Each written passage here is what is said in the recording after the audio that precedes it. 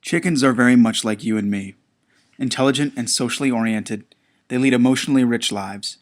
In natural habitats, they are inquisitive, curious, and playful, and develop strong social communities. They love to run, roost, and dust bathe. And of course, mother hens are extraordinarily protective of their chicks. Here is the life story of one of those hens.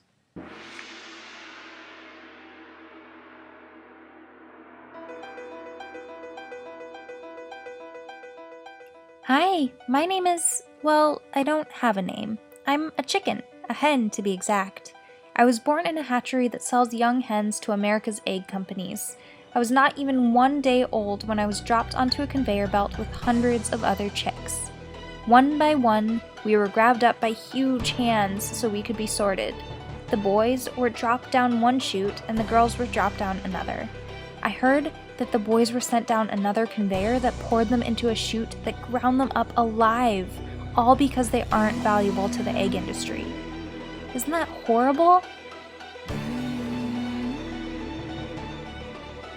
Then someone grabbed me and shoved my face into a device that seared off nearly half my beak. It cut through sensitive nerves and I was in so much pain that I could scarcely eat for days. Over the next few days, some of the chicks around me died from dehydration and weakened immune systems, but I managed to survive. I thought I was a lucky one. I was then thrown into something that they call a rearing cage, where they wait for us chicks to grow up.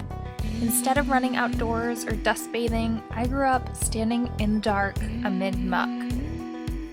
After a few months, I was put in a crate and trucked to a factory farm.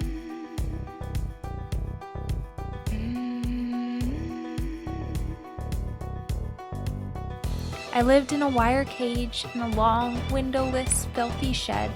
More than 100,000 hens were around me. My feathers wore away, and I suffered constant scrapes and bruises. We were all so tightly crammed together that we had no choice but to urinate and defecate onto one another. The ammonia from the airborne urine droplets would eat into my lungs. After a few months, one of the birds in the cage died and began to rot as we laid just one egg with each passing day. Her body was never removed from the cage. Yet somehow, I survived. And again, I thought I was a lucky one. But I couldn't have been more wrong.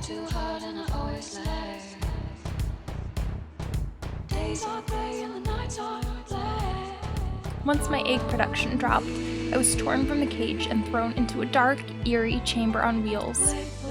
And that brings me to now.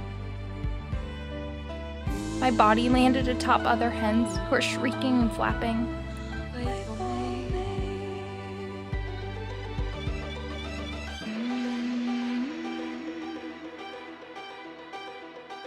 Gas is entering the chamber. Birds around me are falling limp, life drained from their bodies. I know I'm next, but I don't want to die. This time, I'm not going to be the lucky one. In fact, in these moments before death, I realize that I never was.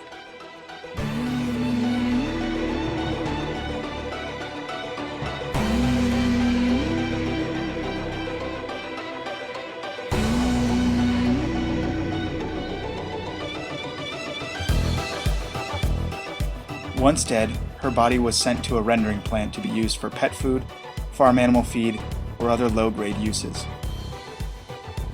In the time it has taken you to watch this video, more than 1,500 layer hens have been killed in the US alone.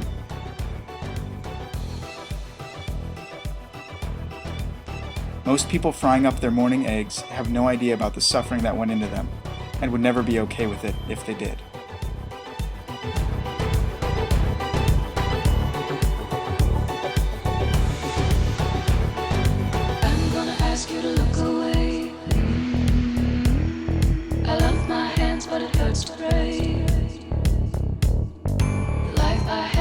What I'd see. The sky's not blue and it feels not green. Choose compassion. Skip the eggs. My broken life will never stay. Try too hard and I always lag. days are gray in the nighttime.